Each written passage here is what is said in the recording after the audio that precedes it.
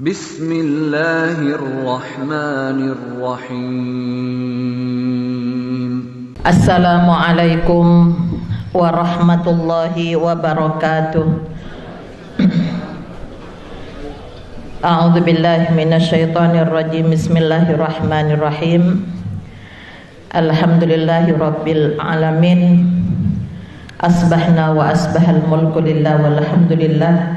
La ilaha illallah wahdahu la syarika lahul mulku wa lahul hamdu wa huwa ala kulli syai'in qadir.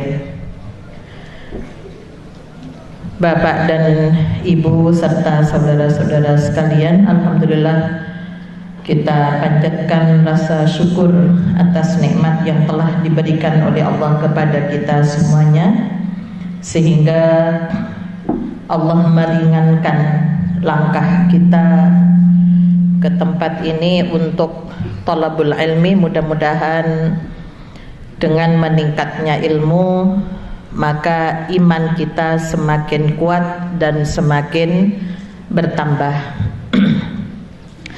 Bapak Ibu, para jamaah pengajian Ahad pagi Islamic Center Kota Madiun, alhamdulillah hari ini kita sudah memasuki hari ketiga bulan Dzulhijjah. Kalau kita baca di surat Al-Fajr, wal fajri wa layalin ash wasyaf'i wal wad, di bulan Ramadan 10 terakhir yang begitu besar, yang namanya punya makna, punya arti untuk mengencangkan ibadah kita kepada Allah. Sedangkan di bulan Dzulhijjah 10 hari pertama, bulan Dzulhijjah, Dzulqa'dah, Dzulhijjah, Muharram, Rajab termasuk bulan-bulan yang dihormati. Nah, untuk itulah maka pada bulan Dzulhijjah ada sebuah ibadah, di mana ibadah itu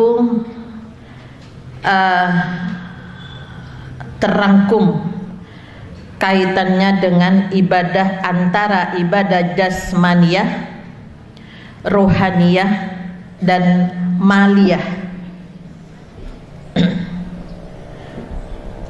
Jadi pada bulan Dzulhijjah ini ada ibadah yang memang memerlukan yang namanya harta. Yang haji tentunya biaya perjalanan, ada dam yang harus menyembelih seekor kambing. Bagi yang haji ifrat harus membawa hewan korban ke sana. Kita yang di sini pun dikasih oleh Allah. Itulah maha rahman rahimnya Allah. Pada bulan Dzulhijjah seluruh hambanya, seluruh umat Islam dipanggil untuk mendekatkan diri kepada Allah. Maka diistilahkan dengan Idul Kurban, kembali mendekat. Qaruba, kembali mendekat kepada Allah dengan membawa serangkaian ibadah, baik yang bersifat jasmaniyah, karena kita ada sholatnya, ya, ada sholat idnya yang harus menggerakkan jasmani kita nanti pada tanggal 10 Dzulhijjah. Ada ibadah ruhaniyah, ada puasa tanggal 9 Dzulhijjah. Bahkan ada yang sudah mulai tanggal 1 sampai 8 dengan puasa Syahrul Hurum, memperbanyak ibadah di awal 10 hari pertama di bulan Dzulhijjah. Kemudian ada ibadah maliyah, yang dimana kita harus mempersembahkan kepada Allah harta kita Setidaknya karena ibadah kurban itu ibadah keluarga, setidaknya ada 1 ekor kambing yang disembelih dalam satu keluarga. Bahkan yang tidak sanggup pun membeli seekor kambing, para sahabat memberikan contoh, walaupun hanya 1 kilo, 1 on digabung. Ya, itulah yang makna pada bulan Dzulhijjah ini adalah ibadah jasmaniyah, rohaniyah, dan maliyah.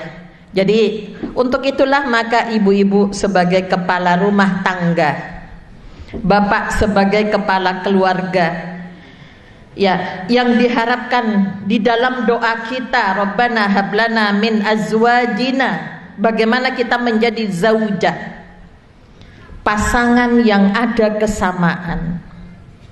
Ya, ibu-ibu dengan keterampilannya bagaimana bisa menabung agar supaya setiap tahun bisa melakukan di mana ibadah itu kita disuruh mengeluarkan harta. Nah, di sini dibutuhkan keterampilan dari kita sebagai perempuan, sebagai kepala rumah tangga, untuk bagaimana menyisihkan. Kepada bapak-bapak juga demikian. Ya, ibu-ibu itu terampil ngelola susu. Ya, makanya kalau dikasih belanja jangan dipas. Insya Allah di tangan ibu-ibu muslimah yang sergap ngaji Ahad pagi, maka dana yang bapak berikan pasti aman. Ya, begitu ya, Bu ya. Insya Allah nggak perlu dicurigai. Ya, jadi kalau ada ya harta yang bapak berikan, walaupun pensiunan ya, tapi di tangan ibu-ibu, insya Allah harta itu akan menjadi manfaat, bisa nanti menjadi ngapling rumah di surganya Allah.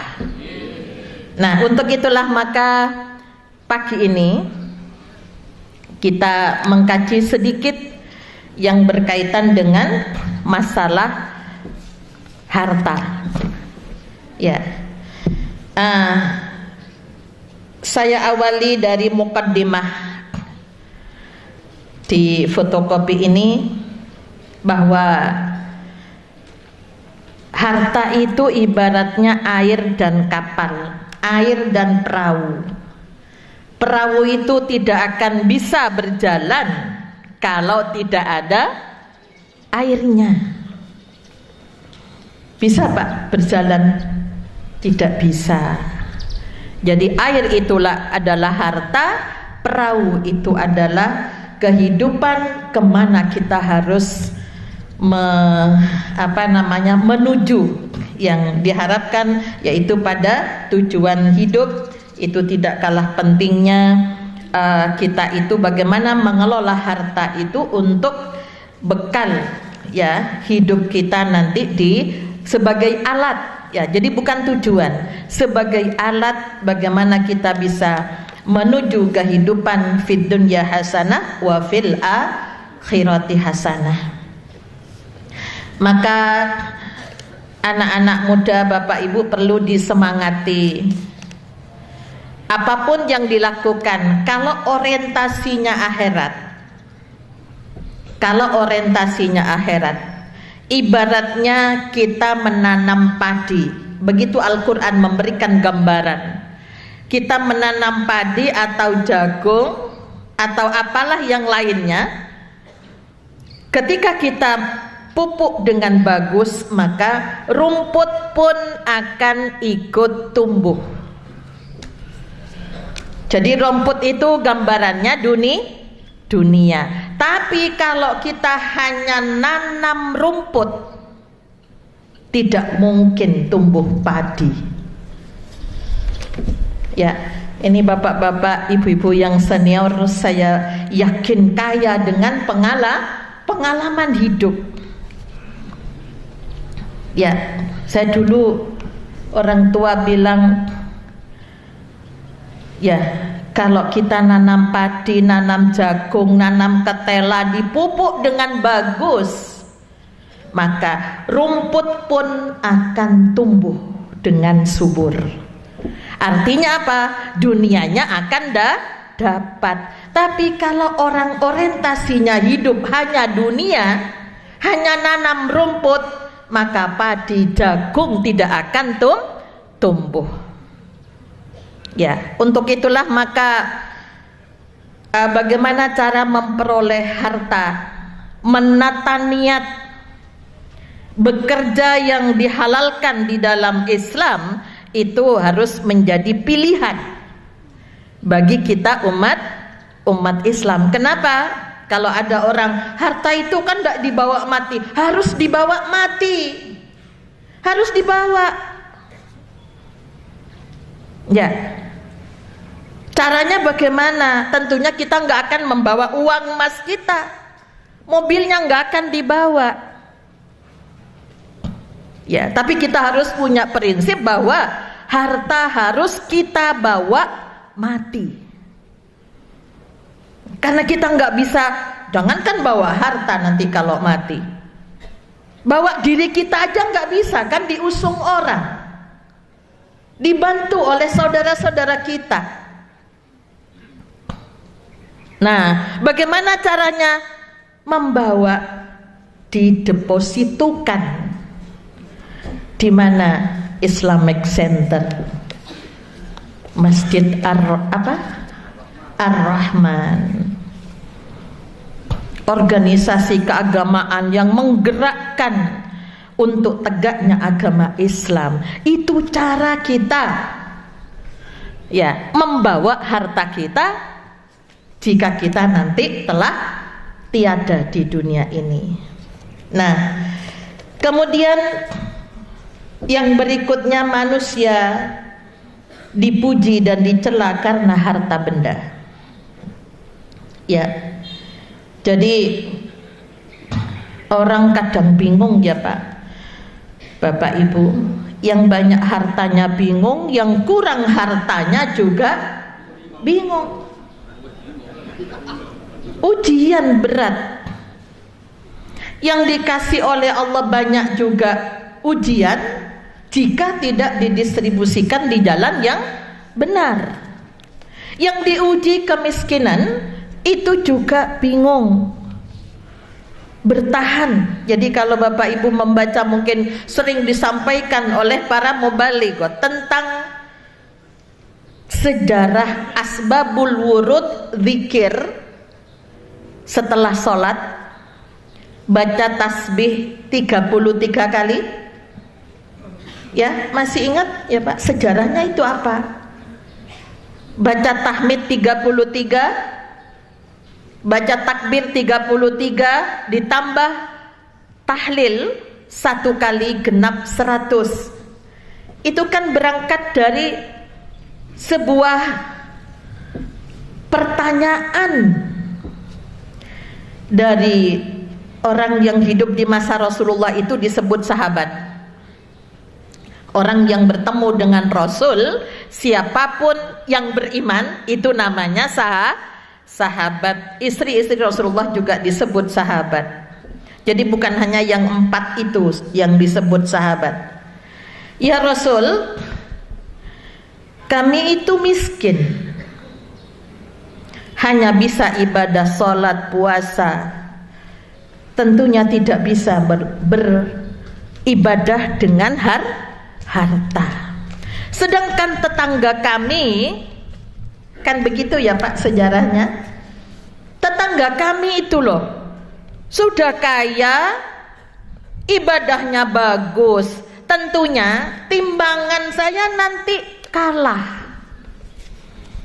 Dia masuk VVIP, saya di kelas ekonomi. Kenapa? Saya nggak bisa beribadah dengan harta. Akhirnya Rasulullah ngasih amalan,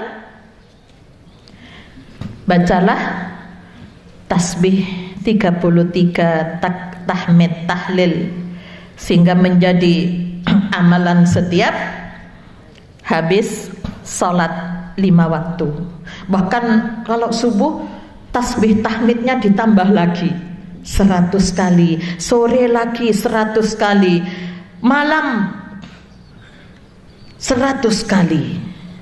Subhanallah wa bihamdi. Itu untuk menyamakan timbangan dengan tetangga yang hartanya banyak. Beberapa waktu kembali, sahabat itu datang kepada Rasulullah, "Ya Rasul, ternyata tetangga saya yang kaya itu juga ngamalkan apa yang saya amalkan." Kalah lagi. Apa jawabnya Rasulullah? Itu karunia dari Allah. Karunia, pemberian, hadiah dari Allah. Tapi kamu juga mendapatkan karunia dari Allah dalam bersabar ketika Allah tidak memberikan kecukupan. Sama-sama karunia. Kalau disikapi dengan yang kekurangan sabar, yang kelebihan syukur, Pak, bukan sabar. Syukur. Nah, orang kalau hartanya sudah banyak, bingung, bukan hanya mobilnya, rumahnya yang mau dibeli, istrinya pun mau ditukar tambah.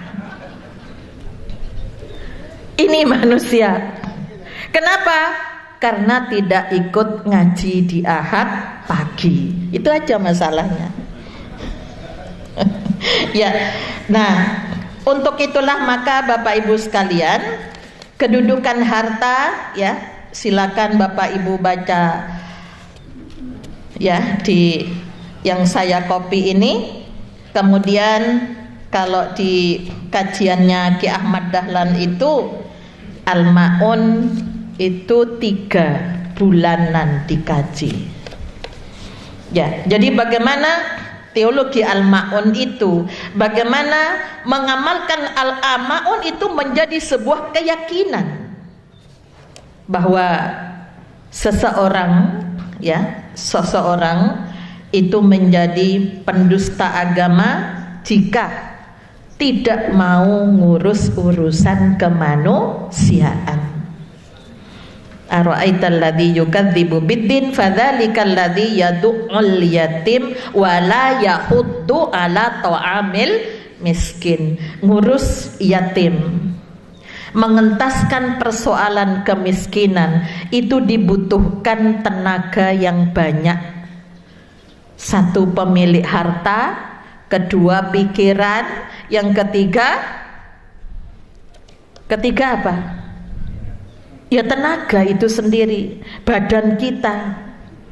Maka bagaimana yang punya harta, yang tidak punya harta pun minimal bantu mikir. Lawis gak punya harta, bantu mikir aja ndak, bantu tenaganya menyampaikan juga tidak. Maka kita menjadi orang-orang yang fawailul lil musallin. Maka Bapak Ibu sekalian, cara pemanfaatan harta benda agar harta benda kita itu nanti kita bisa bawa mati. Sering kan orang bilang, nggak tahu kalau di Madiun, Surabaya, Malang itu, lah pokok ngurus harta itu loh gak digawa mati. Ya gak iso nggawa hartanya. Untuk itulah maka cara pemanfaatan harta benda itu ada istilah yang sering digunakan di dalam Al-Quran, wa mimma razaqnahum yunfikun. Jadi infak, saya sering bertanya kepada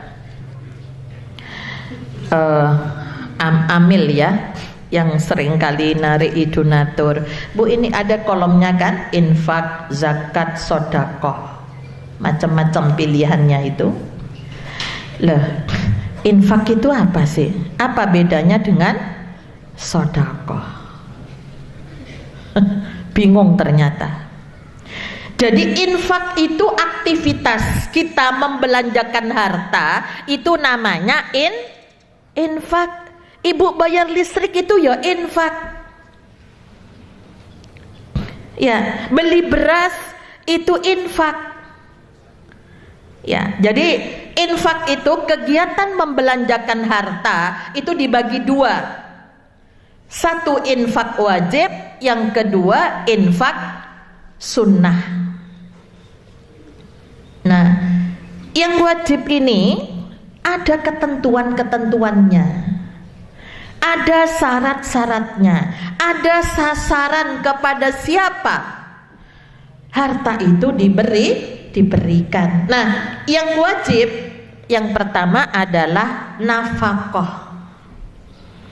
Di surat At-Tolak itu, jadi kalau mampu ya jangan medit. Nah, itu untuk bapak-bapak. Ya, tapi untuk ibu-ibu kalau nggak mampu jangan minta di luar kemampuan. Itu nanti akan masalah. Masalahnya di mana? Jadi kredit panci, kredit kudung, kredit itu semua. Iya, semua kredit. Oh, boleh enggak jual beli dengan kredit? Boleh. Yang disebut dengan murabahah. Tapi jangan dibilang hutang. Ibu sering kan utang berasnya dhisik. Kalau ibu-ibu bilang hutang, maka harus kembali beras. Kalau bilang hutang kudung, ya kembalinya kudung. Ini dari akad. Bapak Ibu kalau baca surat Al-Maidah, bedanya dengan surat An-Nisa. Kenapa surat An-Nisa didahulukan? Walaupun turunnya lebih belakangan. Ya, An-Nisa diawali dengan ya ayuhan nas. Itu di mukaddimahnya bicara tentang masalah harta. Ayat 7 sampai 14 bagaimana cara membagi harta kepada ahli waris. Ya, jangan kita yang bagi, tapi ahli warisnya. Kita yang disuruh ngajari mereka bagaimana cara membagi waris. Itu di An-Nisa. Makanya Allah mengawali dengan ya ayyuhan nas. Sedangkan di Al-Maidah diawali dengan ya ayyuhalladzina amanu. Karena apa? Kalau tidak beriman, berat ngamalkan di surat Al-Maidah itu. Ya ayyuhalladzina amanu aufu bil uqud. Akad itu apa? Perjanjian. Ada yang perjanjian dengan Allah. Kita berjanji apa dengan Allah?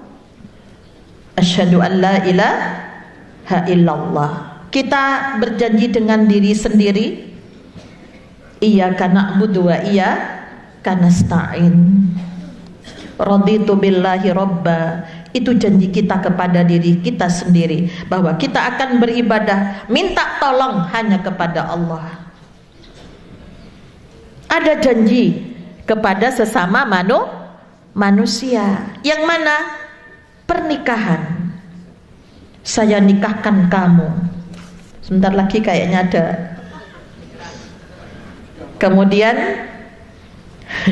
dijawab, saya terima nikahnya. Itu adalah perjanjian. Maka sempurnakan akad-akad itu. Jadi ibu-ibu terutama, kalau beli beras, beli kerudung, jangan bilang ngutang. Akadnya adalah jual beli. Saya beli beras ya, tapi bayarnya minggu depan. Tanggalnya pensiunan durung. Itu boleh, oh boleh. Itu yang disebut dengan murabahah. Aku tidak punya TV,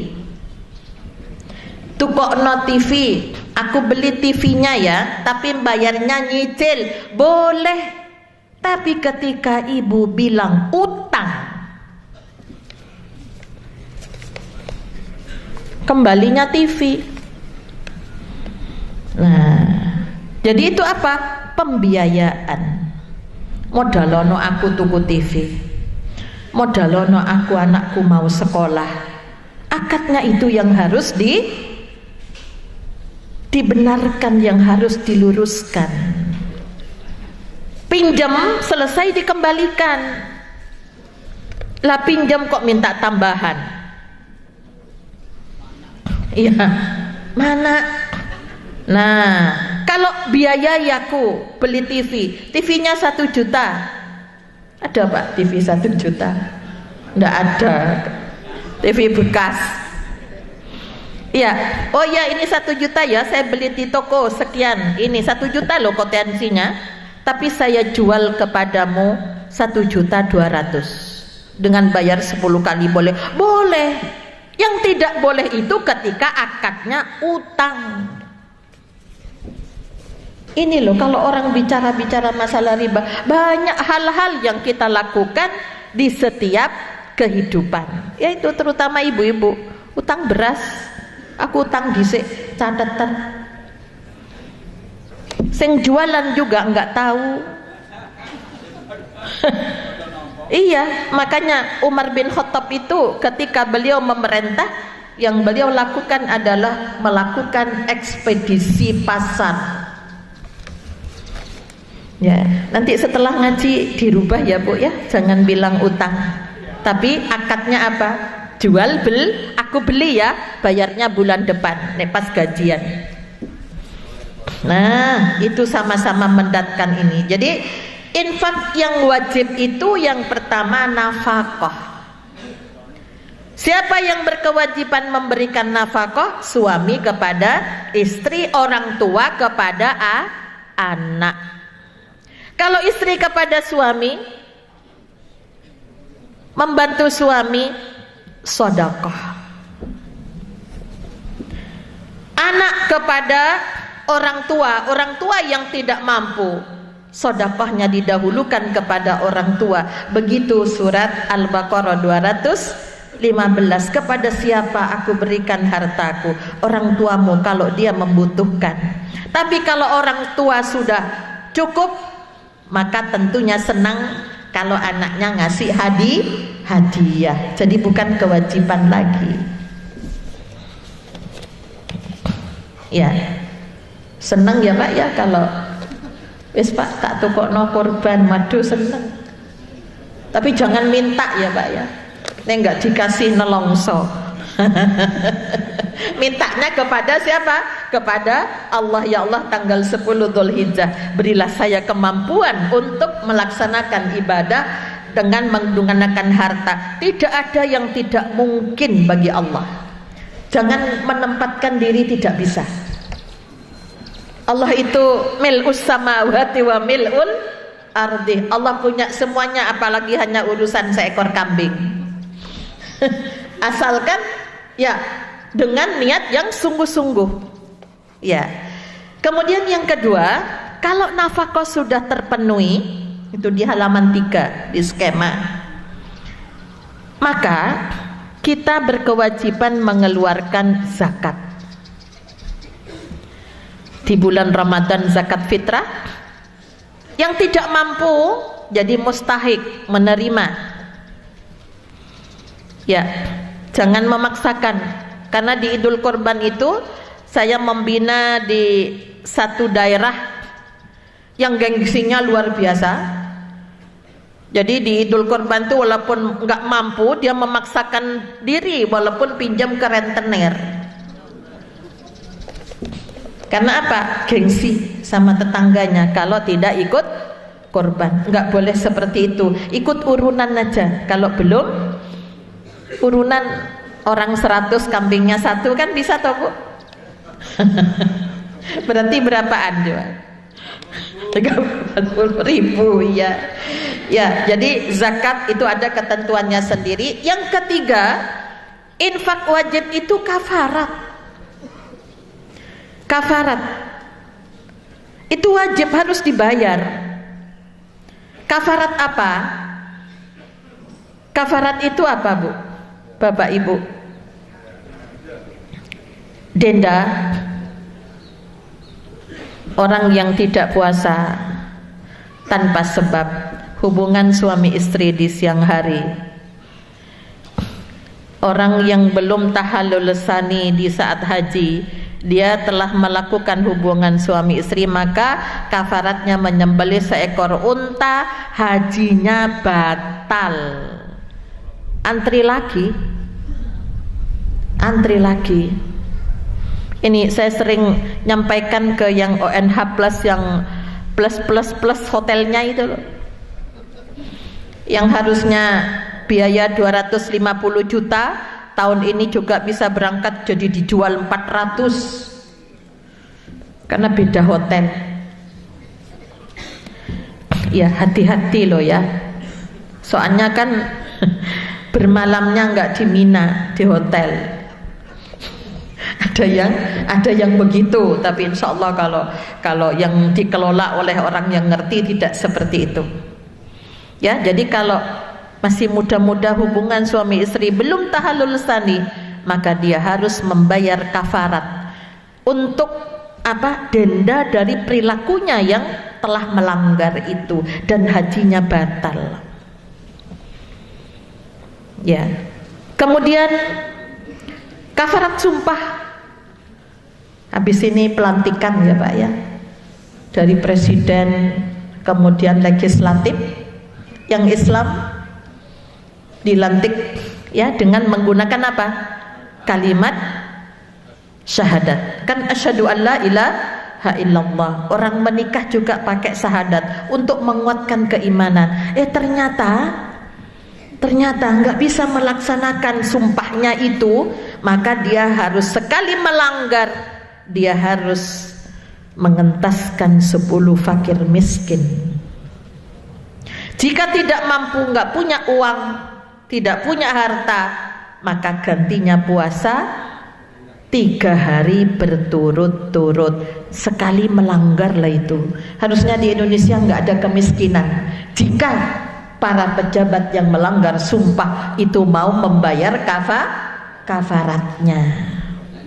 Iya, nek ngaku. Sasarannya diberikan kepada orang-orang yang miskin. Jadi harus dikelola. Jadi Islamic Center Madiun itu yang mengelola ini. Oh, ada orang bayar kafarat sumpah.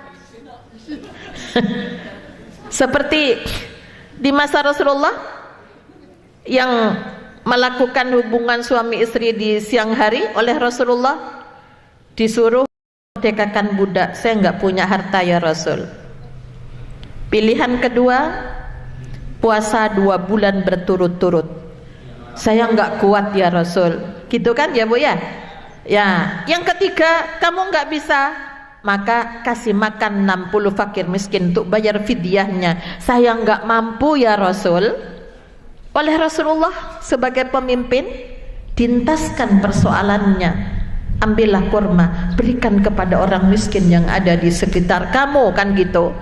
Ya Rasul, di sekitar saya nggak ada yang miskin cuma saya.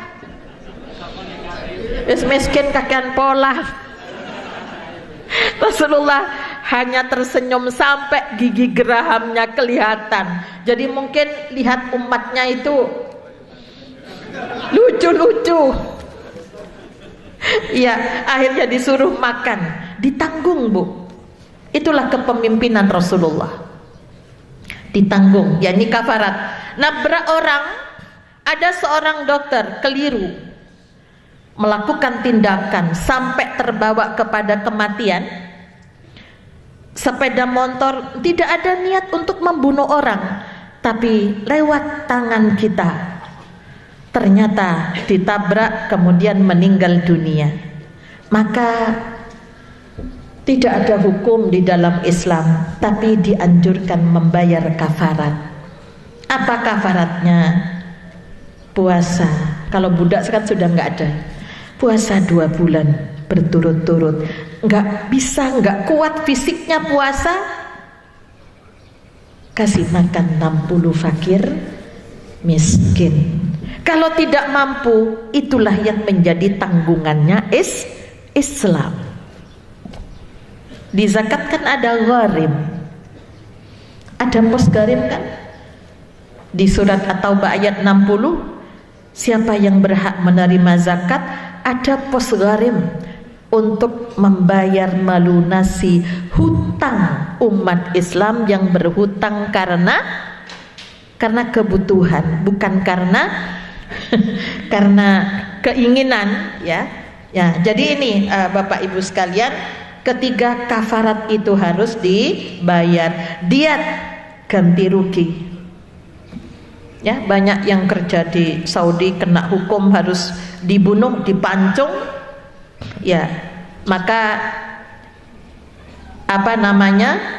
hukuman itu tidak dilaksanakan, tidak akan ada hukum pembunuhan kalau mereka mau membayar diat. Ganti ruginya ada yang 2 miliar, tergantung dari kesepakatan masing-masing gitu ya. Jadi kalau di Saudi insya Allah 100 ekor unta, 3 eman kalau nggak salah. Itu pun kalau keluarganya berkenan. Jadi makanya nebus dam untuk ibadah haji harus dikeluarkan. Banyak ketika ibu-ibu melanggar, ya, ada dam nusuknya yang terkait dengan masalah ibadah, ya, itu banyak yang nggak mau bayar damnya. Ya, ibu tidak tawaf wada loh. Ya, tadi saya batal, sudah di Indonesia baru bilang. Berarti tidak melaksanakan wajib haji, harusnya ada damnya. Tapi nggak mau bayar, diganti puasa. Puasa itu pilihan bagi yang tidak punya uang. Nah, ini datang langsung belanja, gilirannya harus mengeluarkan hartanya sudah habis. Ya, ini saya pernah membimbing itu terjadi begitu, Ibu, ini sudah kena, harus bayar dam lah, Bu. Uang saya habis lah, makanya di Madinah borong sembarang. Ayo kalau beli emas jual untuk ini eman ibadahnya, karena itu kaitannya dengan diterima atau tidaknya sebuah ibadah, maka syarat-syarat itu harus dipenuhi. Ada lagi fidyah, ya, fidyah ya Bu ya, untuk siapa yang tidak mampu melakukan ibadah puasa pada bulan Ramadan. Kalau haid jangan bayar fidyah. Jangan bayar fidyah. Nifas tapi tidak menyusui, ya jangan bayar fidyah. Diganti dengan fa'iddatum min ayyamin ukhar. Jadi fidyah itu pilihan bagi orang yang tidak mampu melaksanakan itu. Maka ketika orang punya hutang haid di bulan Ramadan kemarin, bulan Syawal meninggal dunia, makanya ya soma'an waliyuhu, diganti puasa oleh walinya. Jangan bayar fidyah. Kenapa? Karena hutangnya bukan hutang yang terkait dengan bolehnya bayar fidyah. Terus nazar, nek anakku lulus, nek aku sembuh dari sakit, saya akan bersedekah di kajian Ahad pagi, tak tukokno gelang saonan semua. Yang ibu-ibu itu akhirnya harus dibayar, itu jadi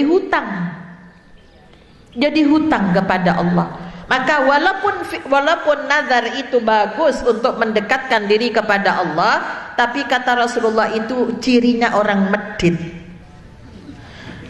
Kalau tidak ada sesuatu, dia tidak akan melakukan kebaikan. Orang yang beriman itu nggak usah berjanji kudune yang ngono gitu loh. Kalau sudah sehat ya sing disyukuri harusnya begitu. Yang kedua adalah infak sunnah, wasiat. Ya, ketika kutiba alaikum idza hadara ahadakumul maut in taraka khairanil wasiyatu lil walidain.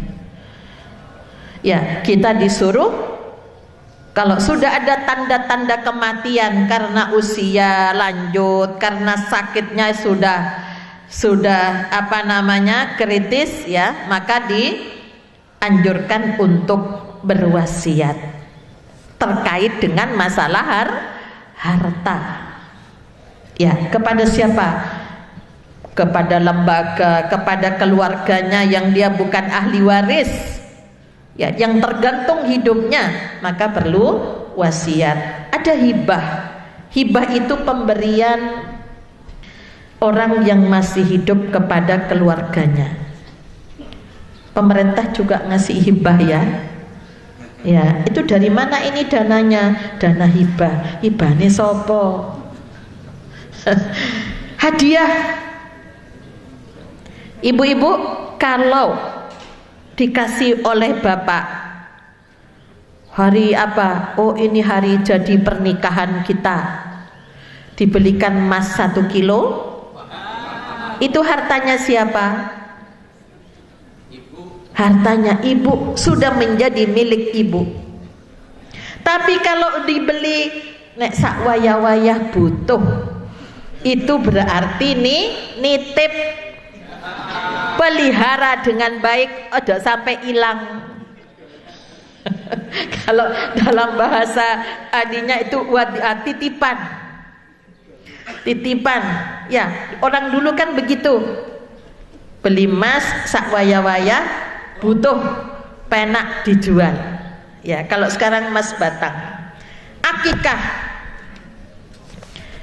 Akikah itu kaitannya dengan ibadah, mensyukuri nikmat berkaitan dengan kelahiran. Beda dengan kurban. Kalau kurban itu syiar setiap tahun. Jadi kalau Bapak Ibu punya, masih diberi kesempatan hidup, jangan bilang aku loh wis tahu korban. Kalau akikah itu sekali ketika lahir, nggak usah tiap tahun diakikahi. Kan banyak lahir akikah, hitanan diakikahi lagi, manten akikah lagi, gak mari-mari akikahnya, meninggal dunia diakikahi lagi. Ya, jadi akikah itu kaitannya dengan kelahiran sebagai ungkapan rasa syukur orang tua atas nikmat yang diberikan oleh Allah berupa keturunan. Pasti Bapak Ibu ada pertanyaan, bagaimana saya dulu kalau tidak diakikahi? Ya Pak, iya. Apakah saya harus berakikah? Iya. Dengan berkorban maka Bapak Ibu sudah tertebus. Jadi kalau Rasulullah ada hadisnya, itu hadis mungkar. Ya, Rasul itu mengakikahi dirinya, bunyinya hadisnya setelah nubuah, setelah kenabian. Itu hadisnya hadis mungkar. Tidak bisa dijadikan pegangan. Jadi kalau dulu kita nggak tahu diakikahi atau tidak, dengan berkorban berarti kita sudah menebus diri kita. Nggak usah mengakikahi. Kadang anak mengakikahi orang tua, lebih bagus korban. Ya. Kemudian yang berikutnya yang termasuk sunnah sebagai syiar, ya. Jadi sunnah bukan pengertian begini, dikerjakan berpahala, tidak ya gak apa-apa, ya rugi kalau tidak dilakukan. Sunnah ini adalah kebiasaan yang dilakukan oleh Rasulullah sejak Rasul sebelumnya, termasuk kurban. Ya, kurban itu sejak Nabi siapa? Nah, ini yang perlu diluruskan. Ya, kurban itu sejak Nabiullah Adam. Ya, nanti sampai di rumah dibuka surat Al-Maidah ayat 27. Ya. Ya Bu ya. Jadi Bapak Ibu, seringkali kalau dibilang bahwa korban itu sejak Nabiullah Ibrahim. Nah, ayat 27 surat Al-Maidah, a'udzubillahi minasyaitonirrajim. Watslu alaihim naba abnai Adam bil haq. Ceritakan Muhammad kepada umatnya yang sebenarnya tentang kisah kedua putra Adam, Habil dan Qabil, yang dimaksud ketika keduanya mempersembahkan kurban.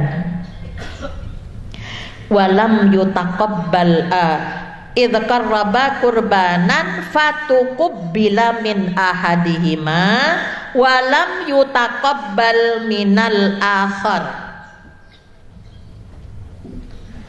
Yang satu diterima, punyanya Habil, yang satunya punya Qabil tidak diterima.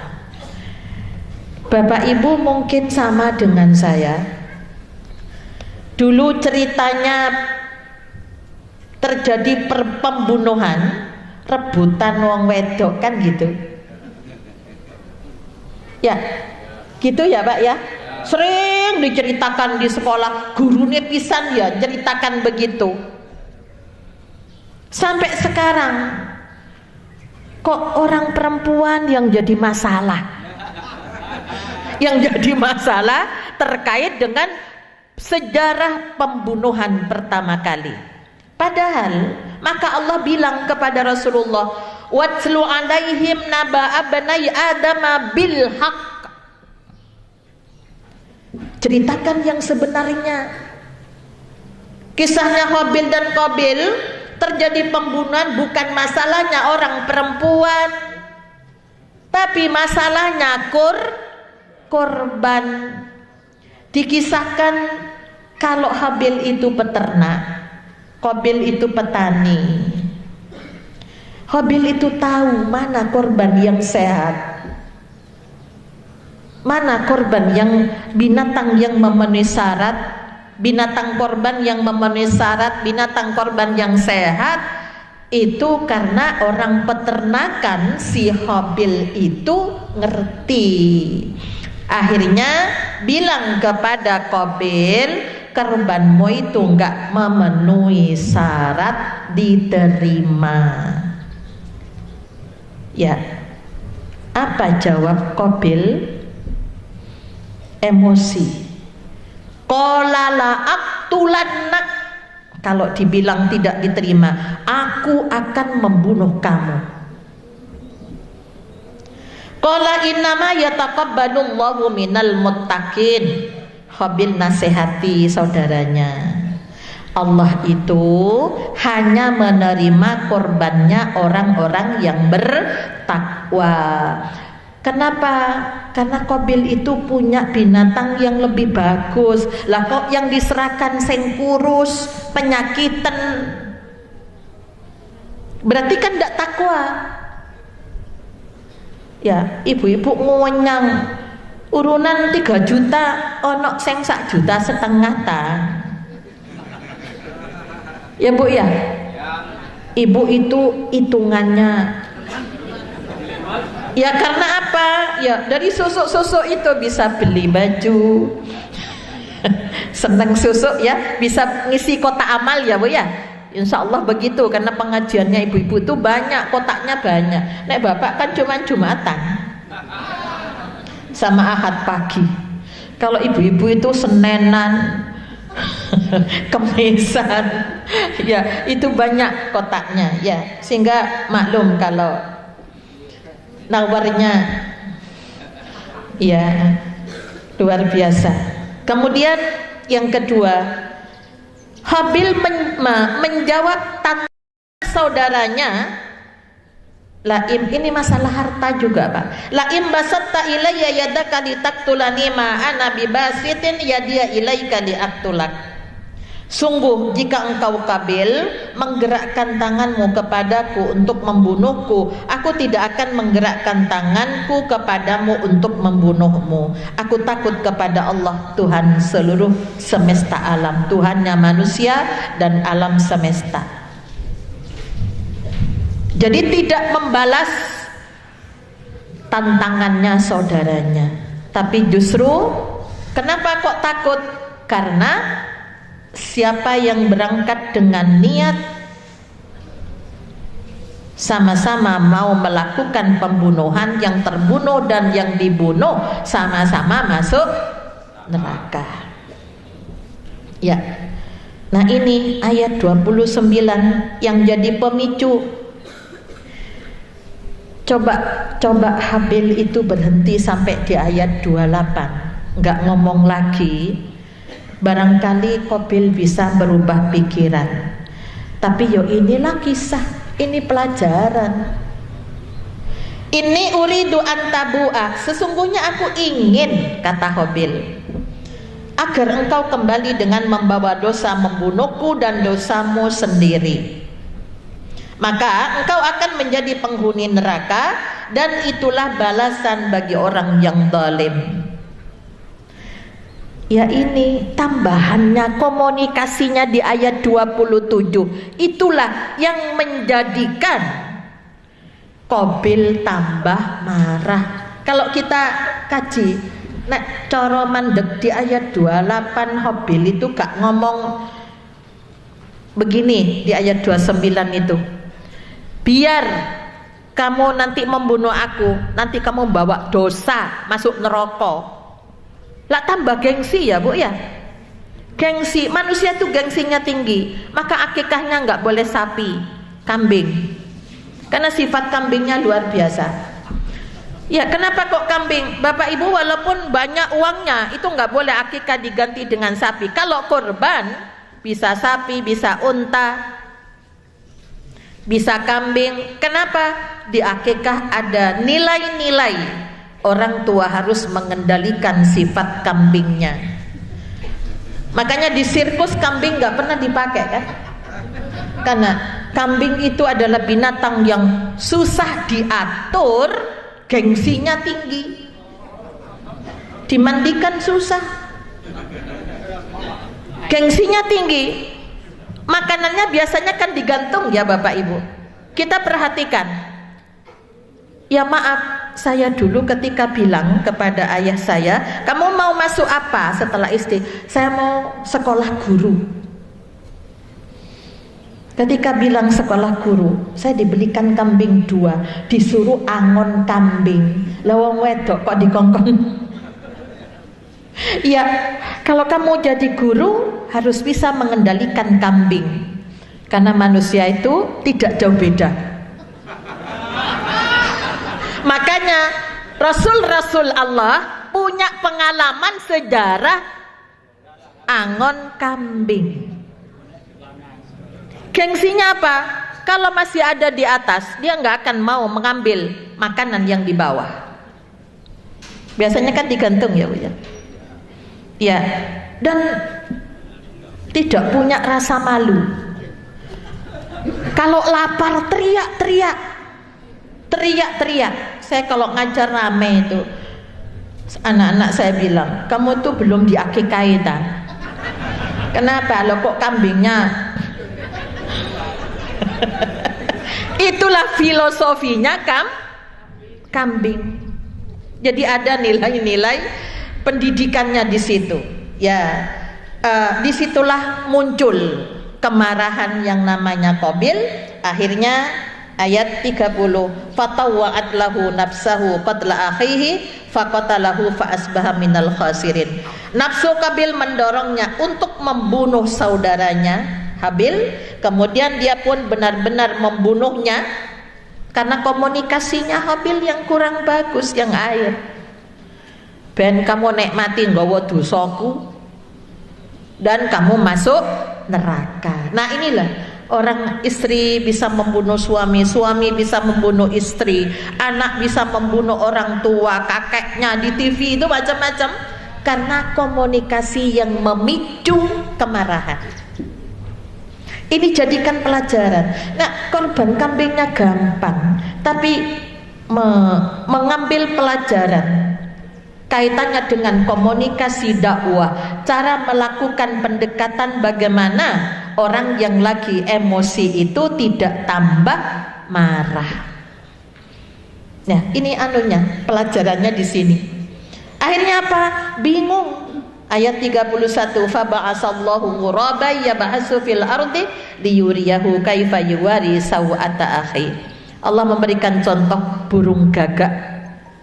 Ya, karena apa? Bingung bagaimana cara menguburkan saudaranya. Sehingga itulah sejarah pembunuhan pertama kali dan sejarah penguburan, yang itu memang sudah merupakan hal-hal yang harus terjadi di dunia ini sebagai pelajaran. Sehingga di ayat 32, wa man ahyaha faka'annama ahyan nasa jami'a.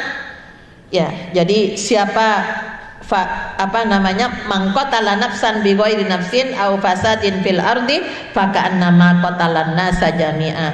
Itulah, maka kalau kita itu berusaha menjaga kehidupan satu jiwa manusia, berarti kita ikut menyelamatkan jiwa secara keseluruhan. Menyelamatkan jiwa itu tentunya perlu biaya, perlu harta. Bapak Ibu, di akhir saya tulis dengan ada hadis dari itu halaman 3 itu, ya. Anas bin Malik meriwayatkan, seorang sahabat dari Bani Tamim mendatangi Rasulullah sallallahu alaihi wasallam. Dia bertanya, wahai Rasulullah, aku punya harta berlebih, aku juga punya keluarga, anak dan keluarga yang butuh masa depan. Kabarkan kepadaku bagaimana aku menyalurkan hartaku itu, apa yang harus aku perbuat? Rasulullah menjawab, tunaikan zakat dari hartamu, karena dengan zakat itu bisa mensucikan jiwamu. Tutahhiruhum wa tuzakkihim. Ya, jadi supaya tumbuh sifat-sifat. Karena manusia itu pada dasarnya ya pelit kambingnya itu, Bu, ya. Jadi dasarnya itu di situ, sehingga dengan zakat itu tumbuh jiwa yang suci, artinya dari sifat-sifat yang cintanya berlebihan kepada harta. Kemudian hendaklah engkau mengetahui hak-hak para peminta, hak tetangga, hak orang-orang miskin. Orang itu berkata, wahai Rasulullah, ringkaskanlah penjelasannya untukku. Nabi bersabda, tunaikan hak keluarga dekatmu dulu. Ya, jadi ada hal yang harus didahulukan. Siapa? Istri dan anak, orang tua, saudara kandung, keponakan, itu menjadi tanggungan kita. Keluarkan hak fakir miskin, ya, haknya ibnu sabil, orang yang berjuang di jalan Allah. Jangan berlaku boros di dalam harta. Ibu-ibu jangan, ya, di surat Ar-Rahman sering dibaca, perempuan itu sukanya lu'lu' marjan, ya. Kalau sirup marjan sih murah. Lu'lu' itu permata, mutiara-mutiara, ada permadani yang berlapiskan, itu yang disukai oleh perempuan. Maka Rasulullah mengajarkan doa masuk pasar, masuk mall. Sudah hafal, Bu? Ya, belum, ya, supaya tidak keliru yang dibeli, soalnya sembarang barang di sana. Ya, bisa berubah pikiran, setannya banyak. Ya. Jadi a'udzubikalimatillahit tammati min syarri ma khalaq. Minimal a'udzubillahi minasyaitonir rajim. Ya, la ilaha illallah wahdahu la syarika lahul mulku wa lahul hamdu.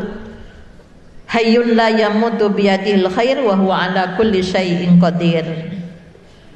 Jangan lama-lama di pasar. Enggak usah muter-muter jujuk ke yang dibeli apa. Ya. Mendengar penjelasan Rasulullah itu berkata, cukup wahai Rasulullah, lalu apakah bila aku tunaikan kewajiban zakatku pada utusanmu, aku sudah terlepas kewajiban yang Allah dan Rasulnya berkenan padaku? Nabi menjawab, iya, jika engkau tunaikan zakatmu pada amil ya suruhanku, berarti engkau telah menunaikan kewajiban, engkau mendapatkan balasan. Sedang dosa, ya dosanya bagi orang yang merubah ketentuan itu. Ya, jadi ini dasar yang kewajiban yang harus didahulukan. Jadi bagaimana kalau kita itu nggak bisa mengeluarkan zakat karena apa? Tidak mencapai satu nisab. Ada pintu sedekah.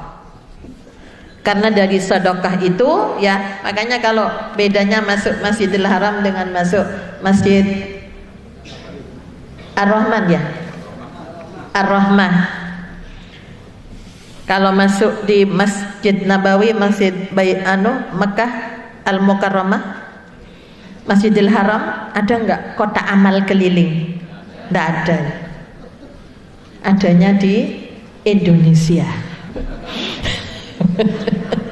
Kenapa? Karena orang menyampaikan hartanya itu sudah ada. Antara Mekah Jeddah itu ada kantor yang besar sekali untuk orang menyampaikan hartanya, dan amillah yang mengelola, sehingga ya kalau di sini nggak disodorkan ya nggak datang, tinggal datang walaupun sudah ditulis ada kantor Laksis itu biasanya di situ. Senangnya memang khudh min amwalihim tutahhiruhum wa tuzakkihim. Jadi orang yang datang seperti orang mau bayar pajak. Ya, tapi di sinilah yang nggak apa-apa lah. Artinya kalau nggak begitu nanti tidak terwadai sama sekali. Barangkali Bapak Ibu sekalian, di bulan Dzulhijjah itu mari kita tingkatkan ibadah yang berkaitan dengan jasmaniyah. Ya, sholat idnya. Di sana jamaah haji melempar jumroh Aqobah, kita di sini sholat id, sama-sama fisik yang digerakkan. Ya, kurangi menjadi bahan penilaian bahwa jamaah haji Indonesia, para jamaah sholat id juga senang selfie. Ya, tolong dibedakan yang ngaji dengan yang tidak ngaji. Ketika selesai ya salam, itu masih ada kewajiban mendengarkan khutbah, menunggu doa khatib. Ketika berdoa pada saat itu jangan keburu pulang karena jadi panitia Idul Kurban. Maaf, ini saya sampaikan karena saya sholat itu sekarang akhir-akhir ini. Ketika hari raya itu sedih, selesai salam bingung bukan dengerin khutbah, ada yang segera pulang, bingung dengan selfie karena sekeluarga pakai seragam. Ya, itu benar kalau dikoreksi. Di depan Ka'bah lagi tawaf, bingung dengan selfie-nya. Jadi mohon untuk juga bersabar karena ini ibadah rohaniyah, ibadah maliyahnya. Kita mohon kepada Allah, kita lawan gangguan-gangguan setan ketika kita akan mengatakan aku lak wis sering korban wis saiki gak usah. Jadi korban itu ibadah setiap tahun sebagai syiar, minimal ada satu dalam keluarga. Jadi bismillah ya ala Muhammad wa ala ali Muhammad. Rasulullah itu pernah hanya satu, tapi diperuntukkan untuk dirinya, keluarganya, dan umatnya. Barangkali ini yang dapat saya sampaikan. Mudah-mudahan dengan tambahnya pengetahuan, mari kita segera hijrah ke syariah. Ibu-ibu jangan gampang bilang utang ya Bu, ya, atau pinjam, karena itulah riba itu muncul dari akad, sehingga harta kita jadinya tidak bersih. Alah podo wae gak sama, tidak sama. Orang hubungan suami istri jadi ibadah karena lewat akad. Ya, ketika tidak ada akad maka yang terjadi adalah disebut dengan zina. Gambarannya seperti itu. Maka akad-akad itu harus benar. Mari kita tutup kajian pagi hari ini dengan kita mohon kepada Allah Subhanahu wa taala agar supaya keislaman kita semakin meningkat. Kita awali dengan ummul kitab. A'udzubillahi minasyaitonirrajim. Bismillahirrahmanirrahim. Alhamdulillahirabbil alamin. Ar-Rahmanir-Rahim. Maliki yaumiddin. Iyyaka na'budu wa iyyaka nasta'in. Ihdinas siratal mustaqim. Siratal ladzina an'amta 'alaihim ghairil maghdubi 'alaihim waladdallin. Amin. Alhamdulillahi hamdan yuwafi ni'amahu wa yukafi'u mazidah. Ya Rabbana lakal hamdu kama yanbaghi li jalali wajhika wa 'azimi sultanik. Allahumma salli wa sallim ala Muhammadin wa ala alihi wa sahbihi ajma'in. Allahumma ghfir lil muslimina wal muslimat wal mu'minina wal mu'minat al ahya'i minhum wal amwat. Rabbana ghfir lana wa li ikhwanina alladhina sabaquna bil iman wa la taj'al fi qulubina ghillan lil ladzina amanu rabbana innaka ra'ufur rahim. Rabbana atmim nurana waghfir lana innaka ala kulli syai'in qadir.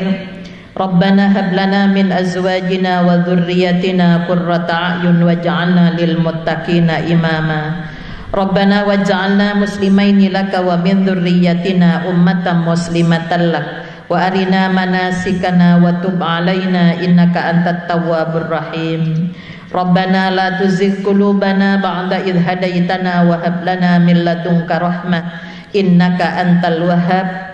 Rabbana atina min ladunka rahmatan wa hayyi' lana min amrina rasyada. Allahumma faqihna fid din wa 'allimna bit ta'wil wahdina ila sawa'is sabil. Allahumma arinal haqqa haqqan warzuqna ittiba'ah wa arinal batila batila warzuqna ijtinabah. Rabbana atina fid dunya hasanah wa fil akhirati hasanah wa qina adzabannar. Subhana rabbika rabbil izzati amma yasifun wa salamun alal mursalin walhamdulillahi rabbil alamin. Assalamualaikum warahmatullahi wabarakatuh.